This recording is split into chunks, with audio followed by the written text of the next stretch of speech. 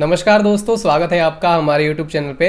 आज हम बैठे हैं दिल्ली यूनिवर्सिटी के कॉलेज के टॉपर के साथ और इन्होंने अपने एकेडमिक्स में बहुत अच्छा मार्क्स जो है स्कोर किया है, चाहे वो ओबी हो या फिर ट्रेडिशनल वे में डीयू का एग्ज़ाम हो। सो आज हम दीदी से जानेंगे कि ओबी एग्ज़ाम्स में कैसे अच्छे मार्क्स स्कोर करने हैं और इनकी स्ट्रेटजी क्या रहती है एग्ज़ाम के टाइम में, ये कैसे प्रिपेयर करती हैं, इनकी आंसर शीट जो है वो किस तरह से होती है, वो सारी जानकारी जो है हम दीदी से प्राप्त करेंगे। और साथ ही में मैं आपको बता दूं कि दीदी जो है एमए पॉलिटिकल साइंस कर रही हैं दिल्ली यूनिवर्सिटी से, हिंदू कॉलेज से, और इनका जो एडमिशन है वो मेरिट बेस पर ही हो गया है। और इनके एकेडमिक्स देखोगे तो मतलब आपको बहुत ही अच्छा मार्क्स जो है शुरू से लेकर आपको अभी तक देखने को मिलेगा। तो एक एक करके हम जानकारी जो है दीदी से लेंगे। तो सबसे पहले दीदी मैं आपसे पूछना चाहूँगा कि आपकी स्ट्रेटजी क्या रहती है ओवरऑल। पहले मैं ईयर की पूछना चाहूँगा कि आप कैसे पढ़ाई करती हैं, क्योंकि आपने लगभग पॉलिटिकल साइंस में 8.75% ट्रेडिशनल वे में जो एग्ज़ाम होते हैं उसमें स्कोर किया है, कई सब्जेक्ट्स में आपके 9 भी आए हैं। तो आपकी स्ट्रेटजी क्या रहती है बेसिकली?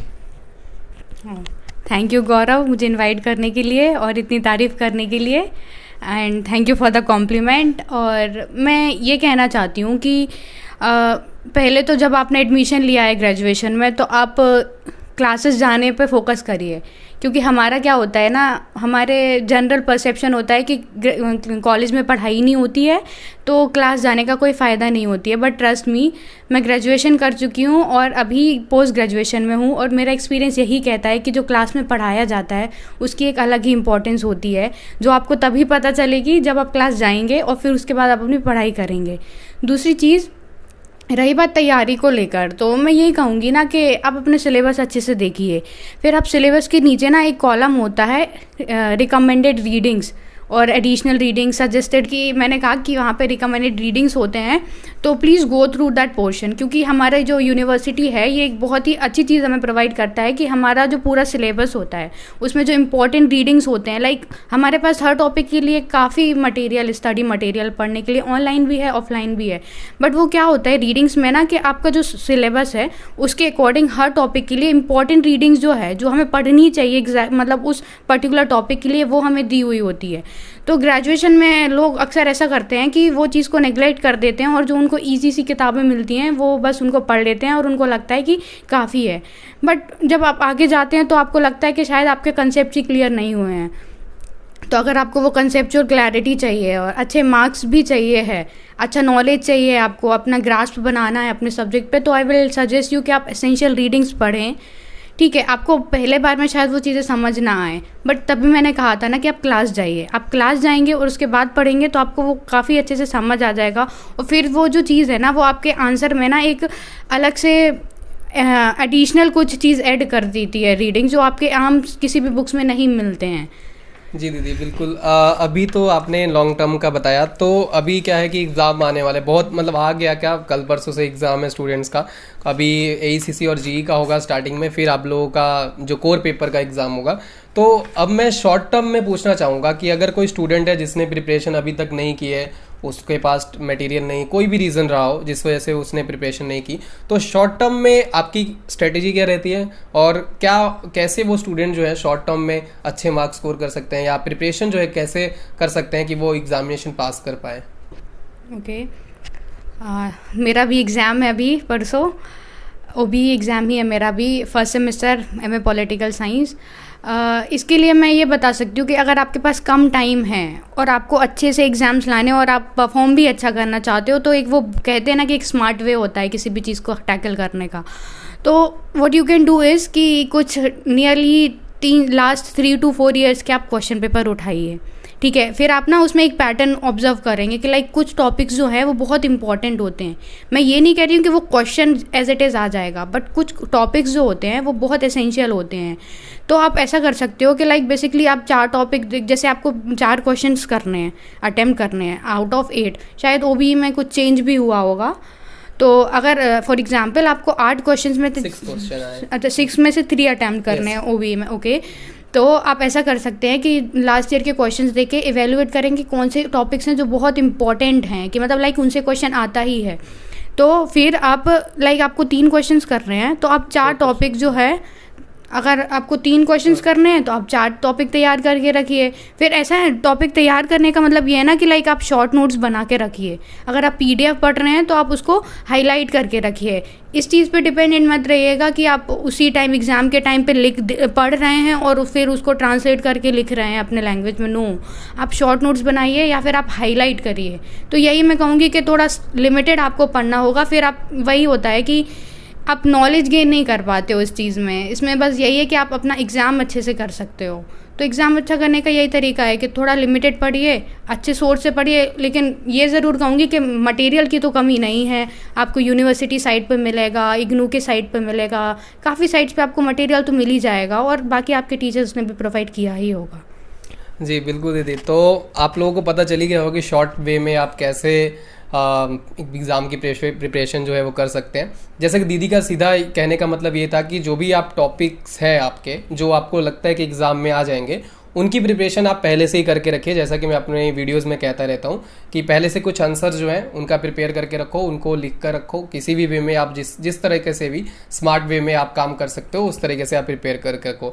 अब मैं दीदी से कुछ पॉइंट्स पूछना चाहूँगा जो कि स्टूडेंट्स के आंसर को एनहेंस कर सकते हैं अच्छे मार्क्स स्कोर करने में।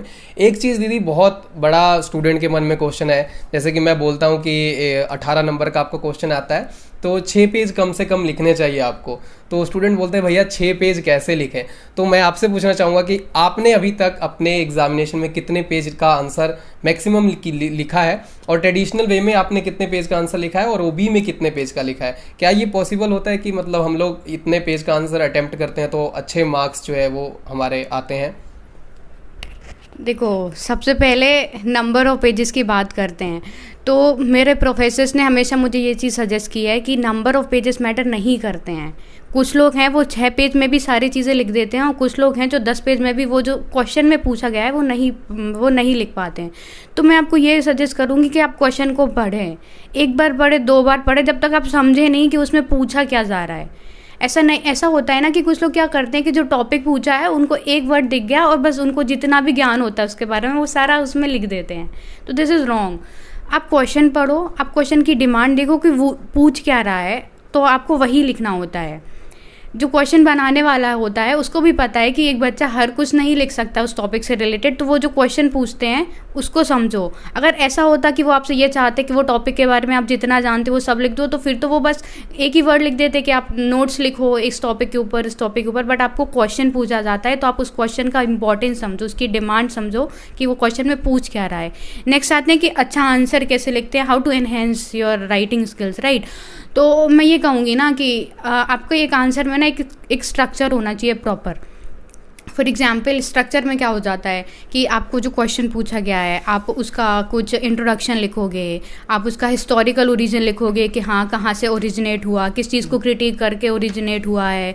आप उसका टाइप्स लिख सकते हो कि जो कॉन्सेप्ट पूछा गया है उसको एलैबोरेट कर दिया, फिर उसका कितने टाइप्स की चीज़ें होती हैं उसमें, फिर उसके एडवांटेजेस क्या होते हैं, उसके डिसएडवांटेजेस क्या होते हैं। वो चीज़ जैसे कि अगर लिबर्टी आपसे पूछा है तो आप लिबर्टी और इक्वालिटी का रिलेशनशिप लिख दोगे। वैसे ही अगर किसी और सब्जेक्ट में आपसे एनवायरनमेंट के बारे में पूछा तो आप एनवायरनमेंट से रिलेट करके और भी चीज़ें जो होती हैं वो आप लिख सकते हो। तो मतलब थोड़ा सा रिलेट भी करना है उस चीज़ को कि वो और भी मतलब इस चीज़ से क्या पता चलता है ना कि हाँ आपने पढ़ाई करी है, यू नो कि इस चीज़ को आप कैसे रिलेट कर रहा है। आपने कई सारी चीज़ें पढ़ ली हैं, अब आप उसको रिलेट करोगे अपने आंसर में, ठीक है। फिर ये कहूँगी कि जो हमारा कंटेम्प्रेरी टाइम है, जैसे आप कोई भी चीज़ पढ़ रहे हो, जैसे अब मैंने अभी एनवायरनमेंट बोला था तो अभी आप पढ़ रहे हो तो आप इसमें इसको रिलेट कर सकते हो थोड़ा कंटेम्प्रेरी टाइम का डाल के कि इन कोरोना का क्या इफ़ेक्ट हुआ है एनवायरनमेंट पे, राइट। जो हमारे इतने सारे चीज़ें होती हैं, ये क्लाइमेट एग्रीमेंट्स होते हैं, एनवायरमेंटल एग्रीमेंट्स होते हैं, सॉरी, तो आप इनके बारे में लिख सकते हो। तो मतलब थोड़ा सा कंटेम्प्रेरी रेलेवेंस डालने की कोशिश करो अपने आंसर्स में। और ना एक इम्पॉर्टेंट चीज़ें क्या होती हैं थ्योरी वाले एग्जाम्स में, स्पेशली मैं पॉलिटिकल साइंस और हिस्ट्री इन सब का बोलूँगी, तो जो स्कॉलरली आर्ग्यूमेंट्स होते हैं वो बहुत इंपॉर्टेंट होते हैं। हमारा व्यू नहीं पूछा जाता है आंसर में, ठीक है, हम कंक्लूजन में हम लिख देते हैं हमारा व्यू, बट अभी हमसे क्या डिमांड की जाती है ग्रेजुएशन में कि आप स्कॉलर्स को पढ़ें, आप उनको समझें वो कहना क्या चाहते हैं, ठीक है, मतलब हमें एसेंस निकालना है उस चीज़ का कि वो कहना क्या चाहते हैं, तो हमें स्कॉलरली आर्ग्यूमेंट्स डालने की ज़रूरत है अपने आंसर में। फिर कई जगह हम देखते हैं कि हमें काफ़ी सारे बुक्स देखने को मिलते हैं स्कॉलर्स के, तो अगर आप अपने स्कॉलर्स के नाम के साथ उनका बुक डालते हो और फिर उनका आर्ग्यूमेंट डालते हो, तो ये चीज़ भी कई हद तक आपके आंसर को एनहेंस करती है। ओके, फिर जो मैंने बोल रही थी कंक्लूजन वाला पार्ट, तो कंक्लूजन में आप कुछ भी डाल सकते हो। आप थोड़ा बहुत किसी स्कॉलर का आर्ग्यूमेंट डाल सकते हो, या आप थोड़ा अपना व्यूज़ भी डाल सकते हो, या फिर कोई चीज़ कॉन्ट्राडिक्ट करती हो उस चीज़ को तो आप वो भी डाल सकते हो। आप बता सकते हो कि कोई चीज़ कितनी सक्सेसफुल हुई है या नहीं हुई है। मैं ये नहीं कह रही हूँ कि this is the perfect way of writing answer, but हाँ, आप कुछ तो सीखेंगे इस चीज़ से, कि मतलब कुछ तो आपको मतलब समझ आएगा कि हाँ ऐसा भी कर देना चाहिए। जी बिल्कुल दीदी, मतलब आप बता रही हो तो ज़रूर इसमें कुछ ना कुछ बात होगी, क्योंकि आपने अपने अभी जितना भी आपने लाइफ टाइम में ग्रेजुएशन के टाइम पीरियड को आपने किया है कंप्लीट, और उसमें कुछ ना कुछ आपने तो सीखा ही होगा, तभी आप इतने अच्छे मार्क्स स्कोर कर पाती हैं। और प्राउड है, और इन्होंने मुझे तो गाइड किया है, लेकिन आज इस बात पे भी प्राउड है कि इन्होंने आप जैसे स्टूडेंट जो घरों में बैठे हैं, फ्रेशर्स, इसके बाद SOL वाले स्टूडेंट, NC वेब वाले स्टूडेंट, सबको गाइड कर रही हैं। और मैं मानता हूँ कि ये वीडियो बनाना का जो आइडिया था या फिर जो भी इसमें मेहनत लगी है वो मेरी पूरी सक्सेसफुल हो जाएगी। और थैंक यू सो मच इस वीडियो को देखने के लिए। अगर हमारे एफर्ट्स आपको अच्छे लगे हों तो इस वीडियो को शेयर ज़रूर कीजिएगा, ताकि आप जैसे और भी जो स्टूडेंट्स हैं उन्हें भी हेल्प मिल सके। दीदी ने बहुत अच्छे तरीके से आई थिंक गाइड किया है, इससे अच्छा गाइड आपको कोई और नहीं कर सकता जहाँ तक मुझे लग रहा है। हर पॉइंट को इतने अच्छे तरीके से एलेबोरेट किया है कि मेरे को अंदर से जो खुशी हो रही है मैं एक्चुअल में नहीं बता सकता। अभी दीदी को मैं वीडियो शूट करने के बाद स्पेशली थैंक्स दूंगा। और मैं एक चीज़ बोलना चाहती हूँ, जो मैंने कोशिश करी इतना ये सब बोलने की, तो मैं ये नहीं कह रही हूँ कि this is the perfect way और दिस इज़ द वे, नहीं, ये मेरा एक्सपीरियंस है। सबका अलग अलग तरीका होता है चीज़ों को हैंडल करने का, तो मैं बस बेसिकली आपका हेल्प करना चाहती हूँ कि शायद आपको इस वीडियो से थोड़ी हेल्प मिले। मैं ये नहीं कह रही हूँ कि यही चीज़ है, आपको यही करनी है, नहीं। आप इसको सुने, फिर आपको लगता है अगर कि हाँ ये चीज़ सही है, या फिर इससे और जोड़ के आप कुछ और अच्छा क्रिएटिव कर सकते हो और भी स्मार्टली इसको हैंडल कर सकते हो, तो please do it. All the best for your exams and thank you so much Gaurav. दीदी ये तो आपका बड़प्पन है, लेकिन आपको जितनी चीज़ें आप अडॉप्ट कर सकते हो इनके द्वारा कही गई वो अडॉप्ट करो, काफ़ी हेल्प होगी। और श्योरली कहता हूँ एग्ज़ाम का जब रिज़ल्ट आएगा तब आप खुद कहोगे कि हाँ किसी का वीडियो देखा था, और आप इन्हें इंस्टाग्राम पे खुद मैसेज करोगे थैंक यू सो मच दीदी, आपकी वजह से मेरे को इतने अच्छे मार्क्स आए। So thank you so much. Channel पर नया है तो चैनल को सब्सक्राइब जरूर कीजिए और इस वीडियो को ज़्यादा से ज़्यादा अपने फ्रेंड में शेयर कीजिए। ऑल द बेस्ट आपके एग्जामिनेशन को लेकर। फिर मिलते हैं एक और वीडियो के साथ, और भी बहुत बढ़िया टॉपिक्स पे दीदी के साथ वीडियो बनाएंगे, है ना दीदी? ठीक है, bye bye. Bye, all the best.